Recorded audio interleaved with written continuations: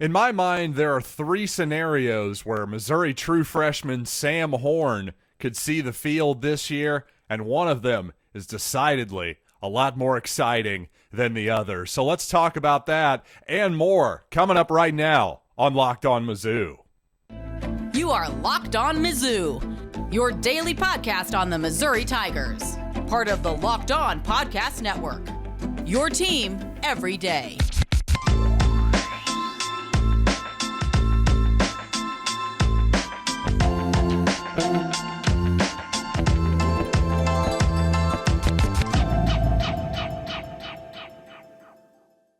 Hey, all you true sons and daughters, I'm John Miller, your Mizzou mafioso and the central scrutinizer of Missouri Tigers football and basketball 5 days a week. And thanks for making Locked On Mizzou your first listen every day and telling a friend and another true son or daughter that we are free and available wherever you get your podcasts, including in glorious 1080p on YouTube. But you know what? I've talked, of course, a lot about the quarterback position here on the Locked On Mizzou podcast. And today I want to talk about the true freshman, Sam Horn. Yes, we've gotten to Brady Cook in detail, talked a lot about Tyler Macon yesterday.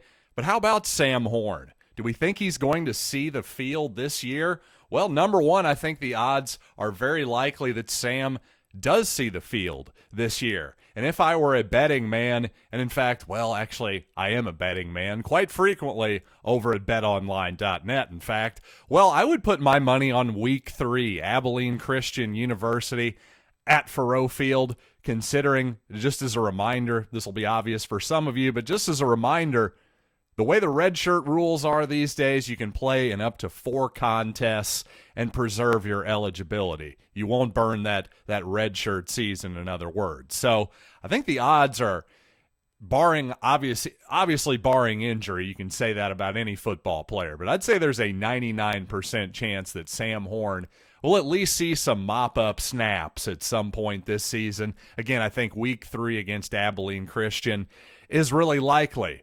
So again, in my tease, I talked about how, in my mind at least, there are 3 obvious scenarios where Sam Horn sees the field this year. And the first one is, well, one of these veteran quarterbacks, whether it is Jack Abraham, Brady Cook, or Tyler Macon, seizes the reins of the job and plays really well to the point where there's no real controversy, and maybe Mizzou goes out and has a surprising 8-win season, something like that. That would be fantastic, obviously, for all of us who are listening to this program. And for me as well. That's what's really important. As long as I'm happy, well, you know what? Locked On Mizzou gets a heck of a lot better. But for real, that's one scenario. Okay, but let's go scenario number 2. This is not as fun of a scenario. This is the least fun of all the scenarios, but gosh, it's probably, if I'm being really honest, maybe one of the more likely ones. As you can tell, I'm not terribly bullish on the start of this season for the Tigers so far. Just a tough schedule out of the gates. I think this can be a good football team, but I do worry that for what seemingly feels like the half-dozenth year in a row that Missouri could be looking at maybe a 500 or worse start after the first month of the season or so, certainly in the first half. And, you know, let's be honest, the show-me fans start to check out a little bit. Well, let's say Missouri does get off to, say, a 2-3 start, 2-4 heading into the Vanderbilt game at home. You could certainly see, hey, let's see what this Horn kid has, and maybe he starts the last second half of the season. That's certainly a possibility. Again, not really the one I want to see. I want to see Missouri get off to a great start this season and obviously have a big-time third year under Eli Drinkwitz, prove that this program is definitively heading in the right direction, and obviously important to keep recruiting momentum going as well. Now, the good news is, if you're a Missouri fan, even if this second scenario happens where the Tigers get off to a relatively tough start, there is precedent in college football history for teams that get off to a bad start turning to a true freshman quarterback in the second half of the season to good results. A lot of them ended up being NFL quarterbacks, number one, and either that or they're really good option quarterbacks. Guys like Jamel Holloway or Tommy Frazier, for instance. But then you've got guys like Peyton Manning, of course, one of the greats of all time, Terrell Pryor, Robert Griffin III took over as a true freshman at the tail end of a 4-8 Baylor team that wasn't very good, but obviously that portended big things for the Baylor Bears in the future. Hey, Landry Jones took over for Oklahoma after Sam Bradford was hurt in the first game of the season. The Sooners were still really good that season. J.T. Barrett, a true freshman, played really well for Ohio State recently. Jalen Hurts for Alabama. And, of course, really the most famous recent example, Trevor Lawrence took over in about week 4 or 5 for Clemson. I believe they ended up winning the national title or coming pretty close. They were the title winners that year, right? Oh, the heck with it. Who cares? This isn't a Clemson podcast, right? But you know what? That is the second scenario, and it's probably more likely for sure than the one I'm about to give to you. But the final scenario where Sam Horn starts is no question the most exciting one, and that's him taking the keys from the very first snap of the season. So I want to talk more about that scenario coming up, but first I want to tell you about Built Bar. And I know I've told you guys about Built Bar many, many times. You already know that it's the best tasting protein bar in this universe or any other multiverse for that matter. Well, you know what? If you don't believe me, you got to try them out. And let me introduce you also to a new favorite, Cookie Dough Chunk Puffs, which have a light and chewy texture, real cookie dough chunks, and of course, like all Built Bars, they're covered in 100% real chocolate. But this isn't just a tasty treat. These babies are only 160 calories, and they have a whopping 15 grams of protein in each and every bar. So you know what? You're getting some nutrition while having your treat. You're going to love the new Cookie Dough Chunk Puff. I promise you that much. So go to Built.com. Use the promo code LOCKED15 for 15% off your order. Once again, promo code LOCKED15 at Built.com. Now, in the last 15 or 20 years or so, there certainly have been some notable true freshman quarterbacks that have come in and started from day one and done rather well. Phillip Rivers at North Carolina State, Kevin Cobb at Houston, Chad Henne at Michigan, Colt McCoy, of course, at Texas, and the aforementioned Sam Bradford started from day one as a true freshman too. And you know what?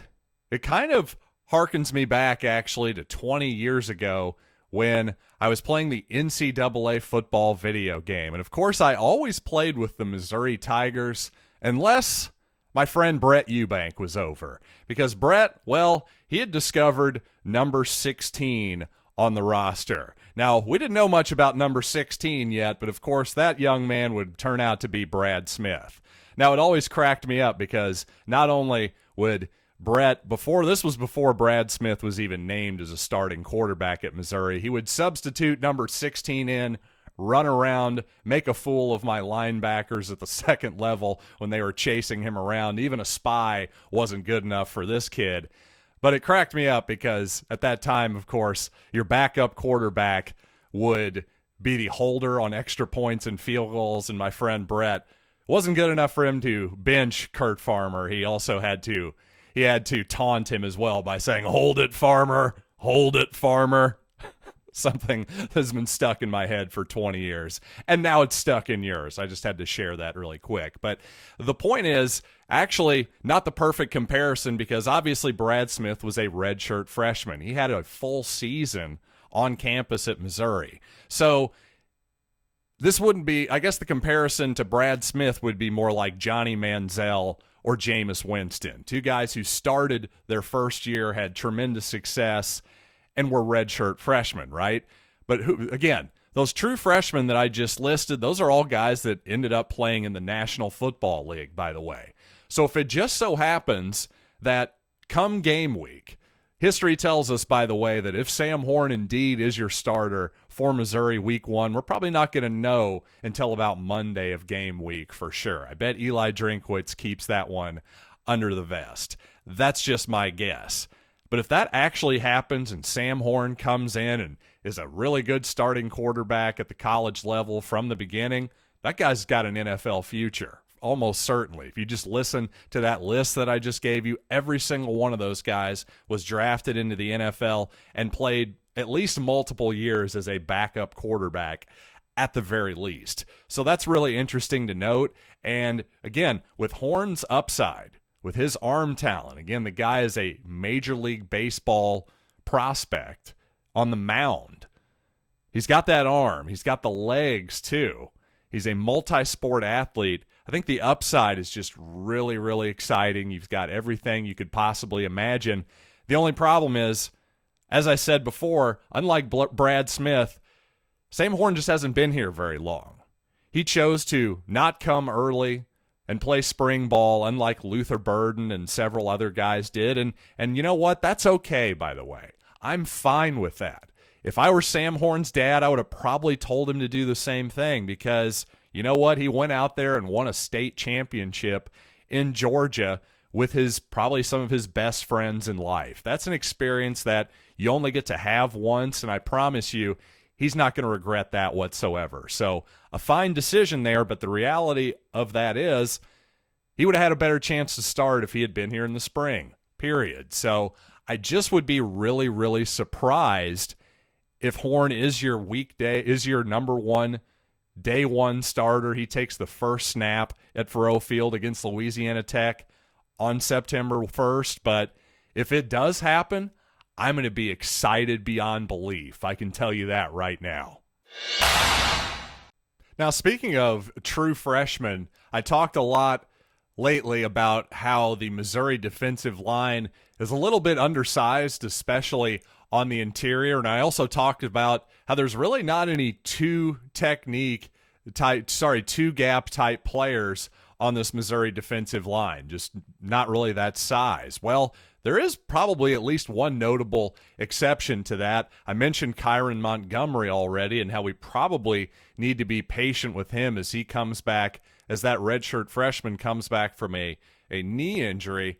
Well, I would say Marquis Gracial, the true freshman defensive lineman from St. Charles, checking in at 6'4", 328 pounds. That's a big old 18-year-old, folks, and he's naturally that big. If anything, he might want to trim down a tiny bit. So he's a guy, if he starts to worm his way up into the two deep, I'm going to be excited about that too. Similarly to how if Sam Horn somehow becomes the day one starter, that tells me that he's going to have a hell of a future. Well, you could say the same thing about Marquis Gracial too. And correct me if I'm wrong. I believe how that's pronounced.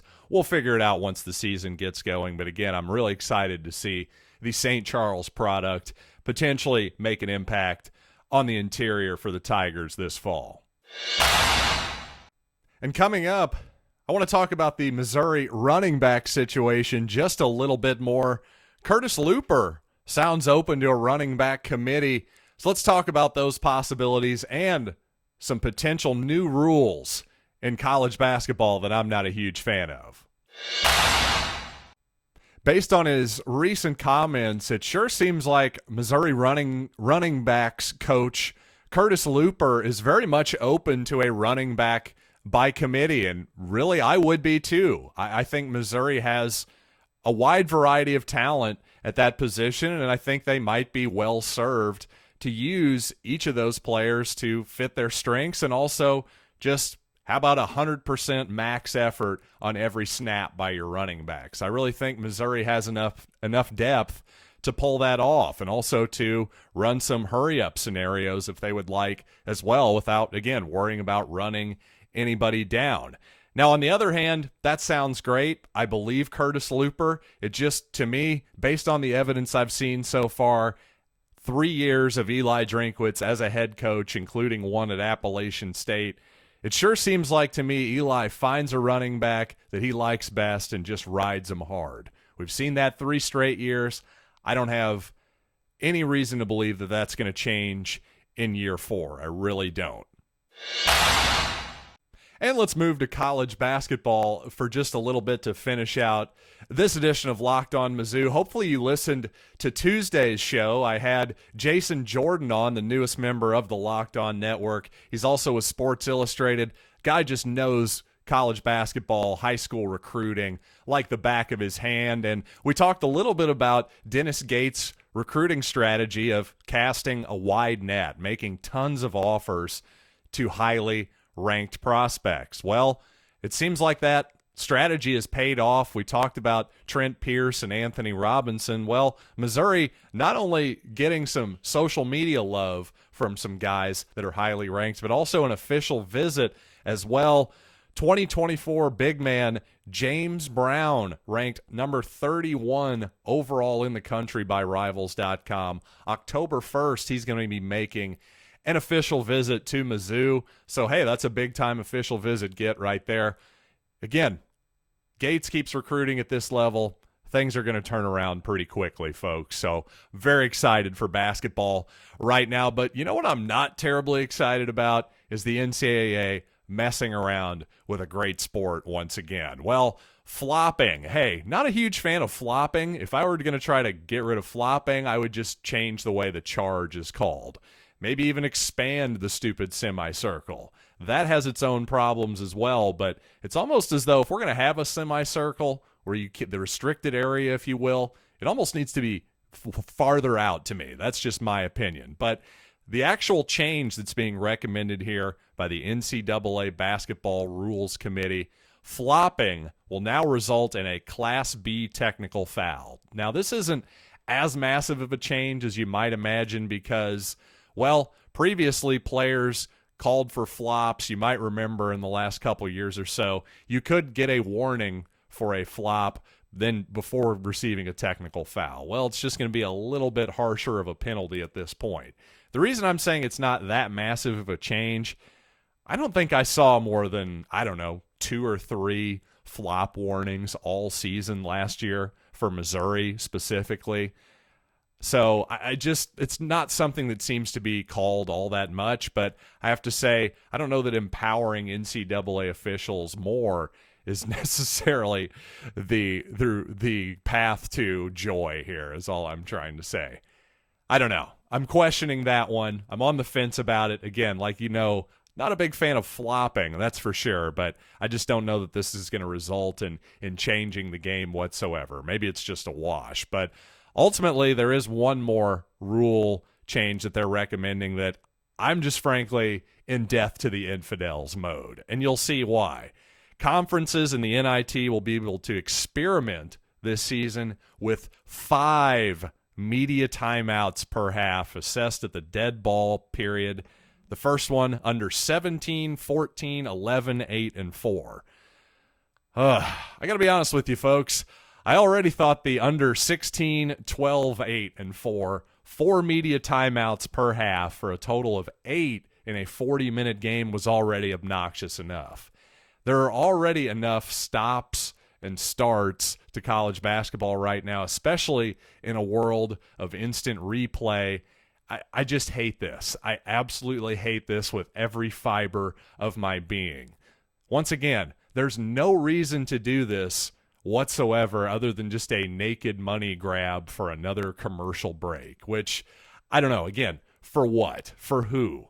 Yes, for money, I understand, but money for whom, by the way? Are the players going to get a cut of this? No, it's just going to be for, what, bigger coaches' salaries, more administrators, all this crap.